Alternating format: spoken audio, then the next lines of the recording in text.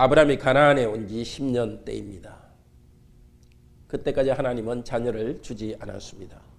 근데 바로 앞장 15장에 보면은 하나님께서 자녀를 안 주니까 아브라함이 하나의 계획을 가졌습니다. 뭐냐면은 그 지역에 있는 사람 한 명을 양자로 입양하려고 했습니다. 그랬더니 하나님이 아니다. 너 몸에서 날 사람을 너의 후손으로 하겠다고 말했습니다.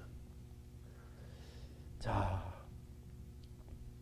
하나님께서 아브라함 몸에서 날 자녀를 아브라함의 후손이 되겠다고 약속을 했습니다. 그런데 가나안 땅에 온 지 10년이 지나도 자녀가 없습니다. 아브라함 나이는 85세가 되었습니다. 점점 이렇게 기력도 쇠하고 아기를 낳을 수 있는 나이가 점점 지나고 있습니다. 아직은 아기를 낳을 수 있는 그런 건강이 될 때였습니다. 그때 그 아내 사레가 말합니다. 나는 불임입니다. 임신을 못합니다. 그러니까 내 여종과 주무십시오. 그래서 씨를 우리가 보도록 합시다. 사레는 믿음을 가지고 있었습니다. 어떤 믿음? 하나님께서 자기의 가문을 번성하게 할 것에 대한 믿음은 가졌습니다. 하나님께서 아브라함에게 생육하고 번성하라 하는 약속을 하셨기 때문입니다. 그리고 사라 자신도 생육하고 번성하는 그 복에 참여할 걸로 믿었습니다. 그렇지만은 잘못된 방법을 택하고 있습니다. 하나님께서는 어떻게 하십니까? 원래 자손은 한 남자와 한 여자, 하나님이 정하신 그 혼인관계 내에서 난 자녀를 통해서 자손을 번성하게 하시는 것입니다. 하나님이 정한 원칙을 어깁니다. 그 주위 민족들은 그랬습니다. 남편의 씨를 잇기 위해서 여종을 데려주 가지고 씨를 잇게 하는 그런 일들이 많았습니다. 주위 민족의 풍속을 그대로 따랐습니다. 하나님의 뜻을 물어보지도 않고 사라는 그렇게 결정했습니다. 아브라함도 마찬가지입니다. 믿음의 사람이지만은 사라가 말하니까 그냥 그대로 따라버렸습니다. 정말 우리는 이것을 주의해야 되겠습니다. 가장 가까운 사람이 친절하게 하는 말이 잘못된 것일 수 있습니다. 예수님이 십자가에 죽으신다 할 때에 베드로는 말했죠. 주여, 이 일이 일어나지 않을 것입니다. 그때 예수님이 베드로를 보고 뭐라 그랬습니까? 사단아 물러가라. 네가 하나님의 일을 생각하지 않도다. 정말 우리가 좋은 방법을 생각해 봅시다 하면서 좋은 방법을 생각해 나가긴 하는데 하나님이 원하시지 않은 방법을 말할 수 있습니다. 그렇게 해서는 안 됐습니다. 아브라함은 그냥 그 사라의 말대로 그 첩으로 그 아내를 사라의 여종을 첩으로 받고 같이 잠을 잤습니다. 우리는 여기서 교훈을 받아야 되겠습니다. 하나님은 약속을 반드시 이루는 분임을 우리는 신뢰해야 되겠습니다. 하나님이 약속해 주셨으면 이룰 것입니다. 하나님의 뜻대로 기다리고 있어야 됩니다. 기다리고 기다려야 했습니다. 아브라함은 지금 10년 더 기다렸습니다. 지금까지 10년 기다렸습니다. 그런데 앞으로 얼마나 더 기다려야 됐습니까? 25년 또 더 기다려야 됐습니다. 인내로서 하나님이 이루실 그날까지 기다려야 됐습니다. 오전에 말씀드렸듯이 예수님의 제자인 우리들은 자기를 부인하고 날마다 자기 십자가를 지고 예수님을 따라가야 됩니다. 나의 꾀를 통해서 하나님이 정하지 않은 것들을 해서는 안 됩니다. 내 지혜를 하나님께 맡기고 하나님께서 하실 것을 기다려야 됩니다. 실패할 것을 각오하고 말씀대로 기다려야 됐습니다. 실패는 뭐였겠습니까? 아브라함에게 사라에게 있어서는 아브라함의 나이가 너무 차가지고 도대체 이젠 아기를 놓을 수 없는 그 나이가 되면 실패입니다. 실패한다 생각이 들더라도 하나님의 약속을 믿고서 자기를 부인하고 나가는데 참 믿음의 길이 있습니다. 자, 4절에서 6절 아브라함이 하갈에게 들어갔고 하갈은 임신했습니다. 어떻게 했습니까? 임신하니까 자기 여주인 사례를 멸시했습니다. 자기가 여주인의 자리를 차지하려고 했습니다. 사라는 자기 여종을 통해서 아들을 낳을 것을 기대했습니다. 그 여종은 어떻게 합니까? 자기가 이 집안의 안주인 자리를 차지하려고 합니다. 사람이 그렇게 악하죠? 그 여종은 자기 집에 남자 주인의 아들을 낳은 것, 그것을 가지고 자기의 위세를 부립니다. 사람이 그렇게 단순하지 않습니다. 내 필요를 위해서 뭔가 해줄 것 같은데 여종이지만 내가 필요한 걸 도와주지만 자기 고집이 있고 죄인이기 때문에 그렇게 호락호락하지 않습니다. 사라는 하나님의 허락 없이 행한 것에 대한 대가를 톡톡히 치릅니다. 그리고 5절에 사례는 아브라함에게 불평합니다. 자, 5절에 보면 사역으로 보면 이렇습니다.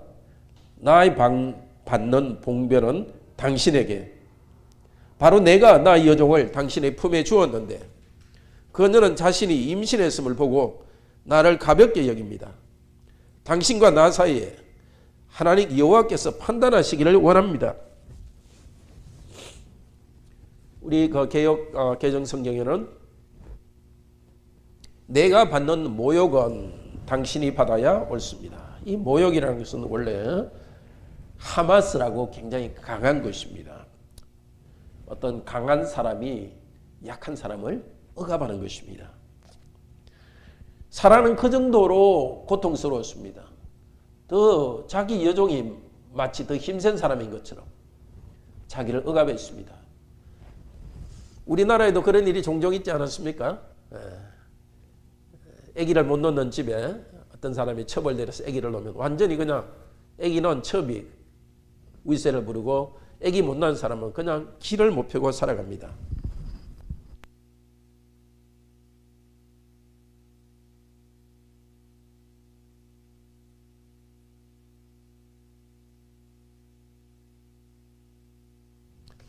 그런데 누구 탓으로 돌립니까? 아브라함 탓으로 돌려요. 자기가 그렇게 해놓고. 당신이 여종을 너무 예뻐하니까 나에게 올라타려 한다. 막 그런 말을 했겠죠. 애기 낳았다고 너무 이 여종을 너무 예뻐한다. 사라도 참 악한 여성이죠. 참 교양 있는 여성 같은데 뭐 요즘으로 치면 남편에게 아주 불평하고 자기가 잘못해놓고 그 탓을 남편 탓으로 돌립니다. 그리고 뭐라 그럽니까? 당신과 나 사이에 여호와께서 판단하시기를 원하노라. 하나님이 누가 잘했는지 판결해 주기를 원한다고 그렇게 강하게 이야기합니다. 그렇습니다. 처음에는 아브라함과 사라가 둘이서 참 그 좋은 생각이다. 우리 그렇게 하자. 화목하게 결정했겠죠. 여보 그거 좋은 생각이요. 그렇게 하면 애기 두겠습니다. 화목하게 결정했습니다. 그렇지만 하나님의 뜻대로 하지 않았을 때는 가슴불화가 일어납니다. 자, 그 말을 듣고 아브라함은 뭐라 그럽니까? 그대의 여종은 그대가 마음대로 해라. 아브라함은 겸손해집니다. 아내의 그런 투정을 품어줍니다. 받아들여줍니다. 가정을 지키기로 결심했습니다. 하나님이 정한 원칙을 지키기로 결심했습니다. 자기가 낳은 아들을 통해서 가문을 이어가려는 생각을 포기합니다. 그 낳은 아들과 그 여종을 함께 포기합니다. 아마 이 아들에게는 자기의 상속권을 주지 않겠다는 결정을 이때 한 것 같습니다. 이제 거꾸로 사례가 그 여종을 억압했고 그 여종은 도망갔습니다. 아브라함의 입장에 따라서 이렇게 좀 달라진 것 같습니다. 전에는 아브라함이 애매모호한 입장을 취할 때는 그 여종이 사례를 억압했고, 이제 아브라함이 이 여종 그냥 내어보내도 된다 하니까 사례가 길을 펴고 자기 여종을 억압했고 여종은 도망갔습니다.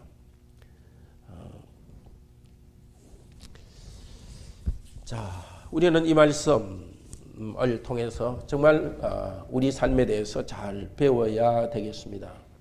하나님의 약속은 하나님의 때에 하나님의 방법으로 하십니다. 때가 되기 전에 우리가 성급하게 해서는 안 됩니다. 하나님의 방법으로 해야 됩니다. 우리는 기다리는 법을 알아야 됩니다. 기다리지 못하고 자기 방법대로 한 또 다른 사람이 있죠. 사무엘상 13장에 나오는 사울입니다. 사무엘상 13장 12절에서 13절 봅시다.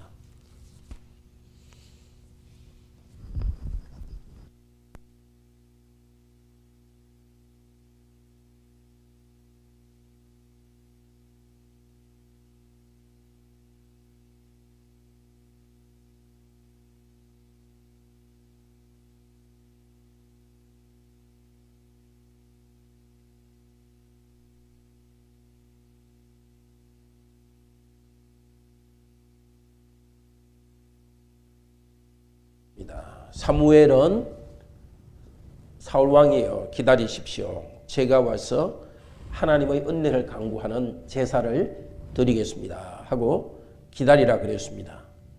그런데 블레셋 사람들이 사울의 이스라엘 군대로 공격해 왔습니다.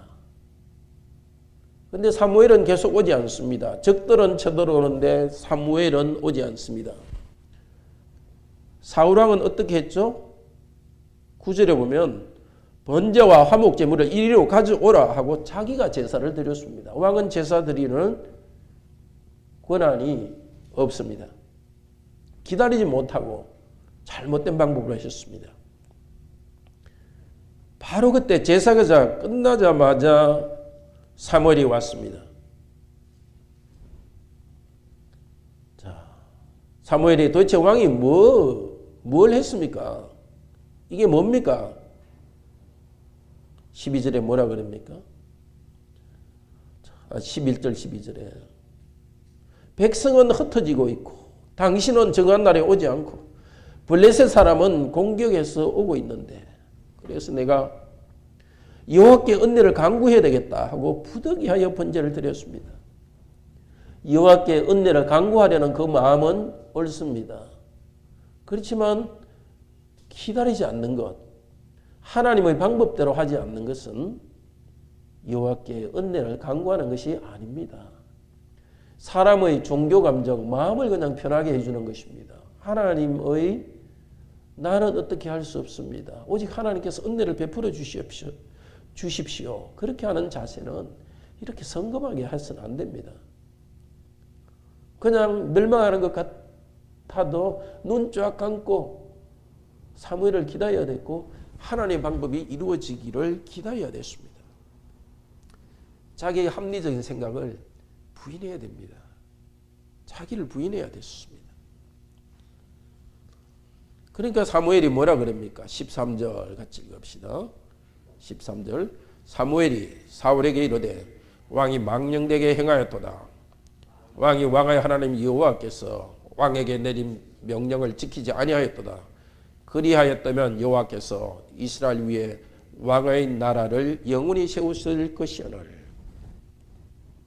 하나님 명령을 지키지 않았습니다. 그래서 14절은 왕의 나라가 길지 못할 것이다. 그렇습니다.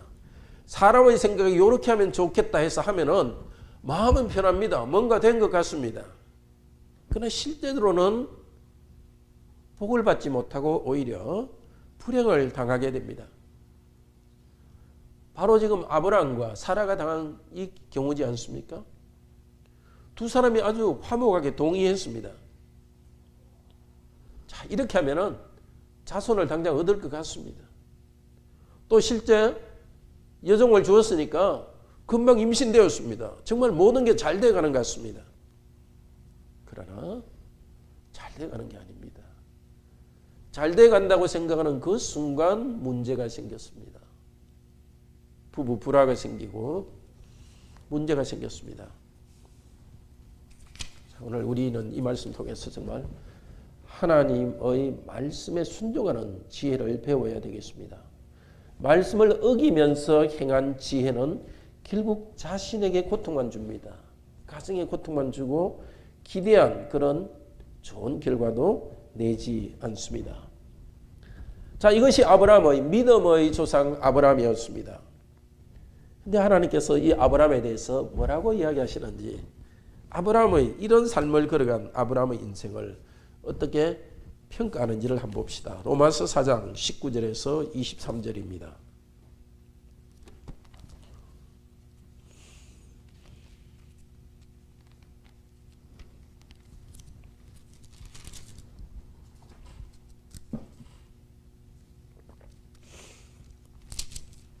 (19절에서) 22절까지 읽읍시다. 아브라함에 대해서 이야기합니다. 19절.